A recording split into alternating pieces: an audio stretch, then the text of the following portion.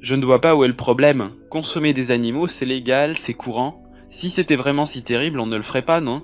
Légal, courant, oui, mais ça ne veut pas dire que c'est juste. Tu sais, l'esclavage c'était légal et courant à une époque. Est-ce que ça le rendait acceptable? Tu compares la consommation de viande à l'esclavage, ce n'est pas un peu exagéré?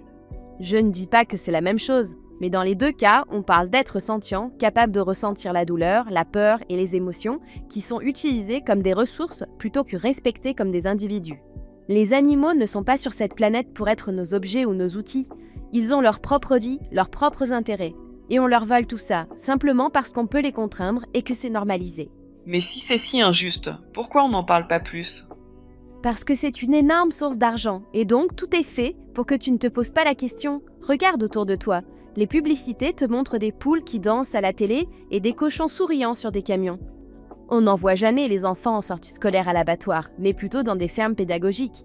Les imagiers montrent des animaux dans la basse-cour d'une mignonne petite ferme, jamais des animaux mutilés et entassés qui sont pourtant la réalité la plus courante. Tout est édulcoré pour te faire croire, dès le plus jeune âge, que c'est normal et sans conséquence. Je n'avais jamais vu ça comme ça. C'est vrai que tout semble joyeux, alors que derrière, les animaux souffrent, c'est ça? Exactement, les animaux souffrent, ils vivent enfermés, entassés, séparés de leurs petits. Et tout ça pourquoi? Pour le plaisir gustatif d'humains qui pourrait parfaitement faire autrement. On nous vend une viande heureuse, mais c'est une illusion. Ce n'est pas parce qu'une pratique est courante ou légale qu'elle est juste. Peut-être qu'il est temps de la remettre en question. Oui, je suppose qu'on devrait se demander si ce qu'on fait est vraiment nécessaire et moral, même si tout le monde le fait. Exactement. Et tu sais quel est le levier le plus puissant d'un consommateur? Son porte-monnaie. C'est donc nous, à travers nos choix, qui pouvons décider de faire perdurer un système ou de le changer.